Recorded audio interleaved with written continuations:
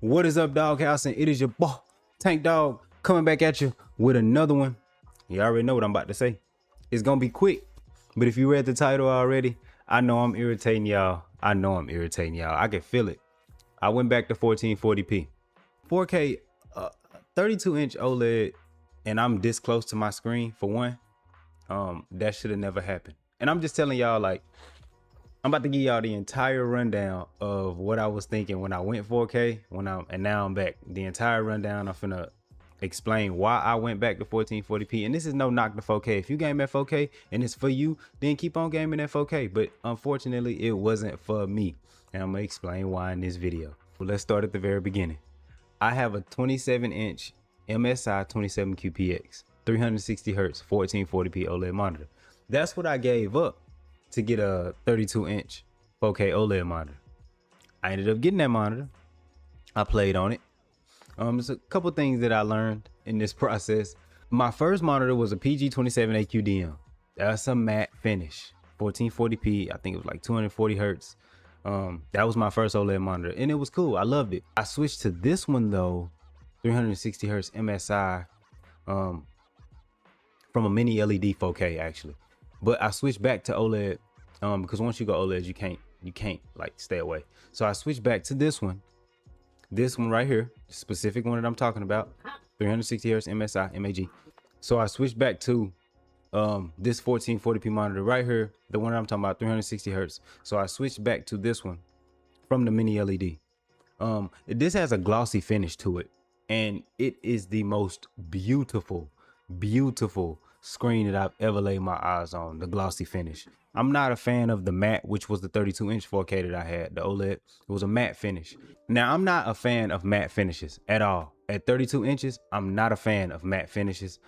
At 27 inches, I'm not a fan of matte finishes, though. On my PG27 AQDM, it was kind of bearable, I should say. At 27 inches, 1440p, I don't feel like maybe I didn't get the real experience of an OLED because I had the matte finish at 32 inches. But either way, here's where I break down the differences and where I started to weigh my pros and cons and why I came back to 1440p.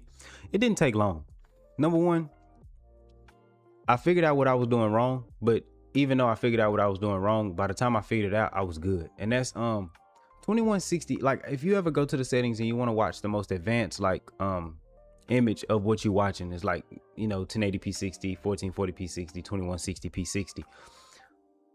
I was never able to do 2160p 60, and I figured it out eventually, but I was never able to do it, which it's a big difference. 2160p and then 2160p 60 is a difference because you're watching it 4K at 60. You know what I'm saying? So that's a difference, and I could never get that right. That's what also why it was a big gap in videos, because I didn't want to release anything because it wasn't coming out right. Even my DLSS, the 4 versus 4.5, it doesn't flow to me. And I figured it out, obviously. I think it was either the OLED that I had, the HDMI, I mean, not the HDMI, the display port I think I had a display port 1.2 in that. I don't think I had a 1.4, and it damn sure wasn't a 2.1.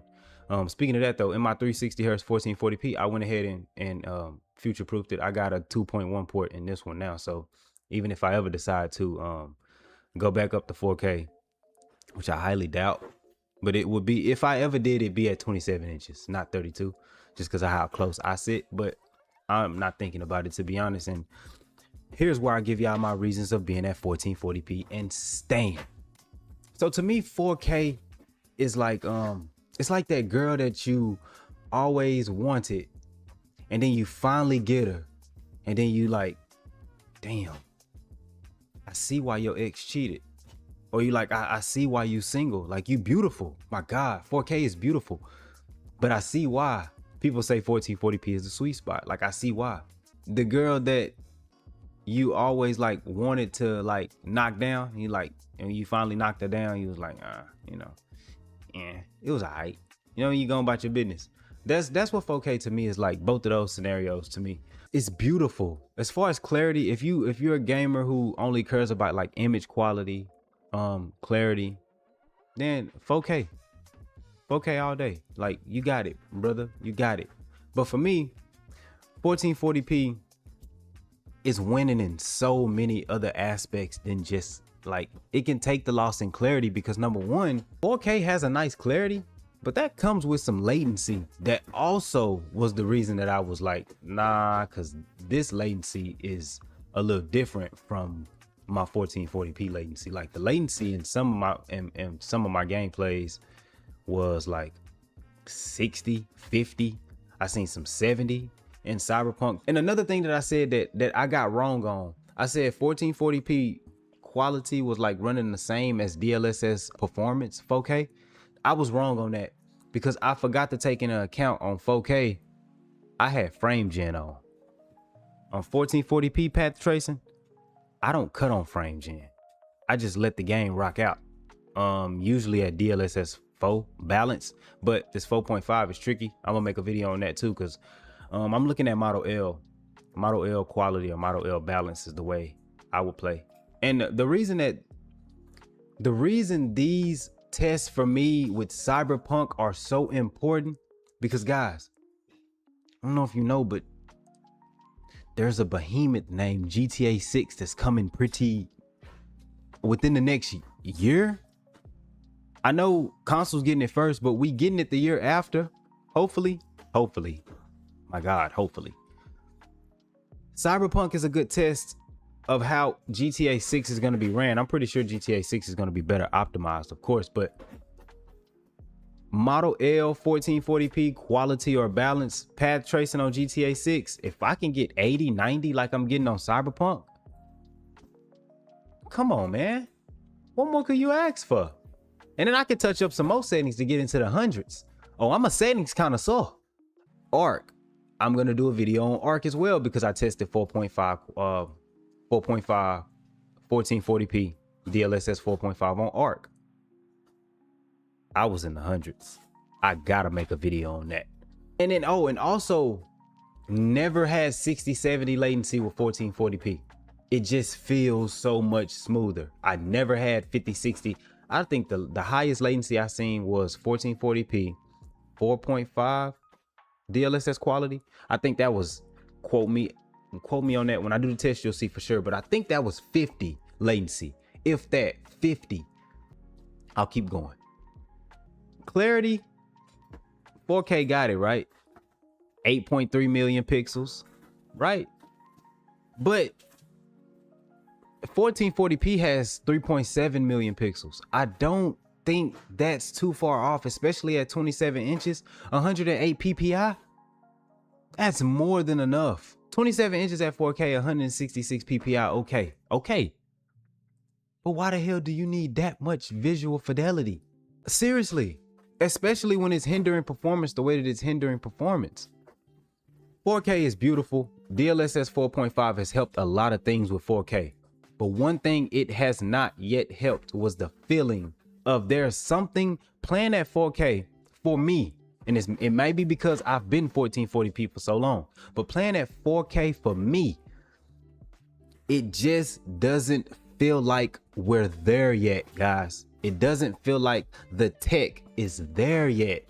Yes, 5080s, 5090s, 5070 Ti's can play 4K. Yes, they can. Yes, they look good.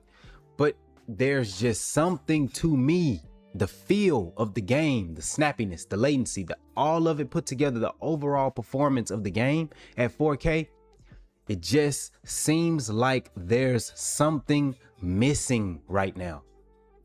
I don't know what it is. I can't figure it out. I tried to figure it out the past week. I had the monitor, couldn't figure it out, sold the monitor, plugged this bad boy right back up, because at 1440p 360 hertz, we ain't wanting for nothing. We got it all. We got it all. But even when I just did that pixel count, 8.3 to 3.7, that's like 4 point some million. That's a difference, right? It's like almost 2 times more. I think it is. It's more than 2 times more, actually.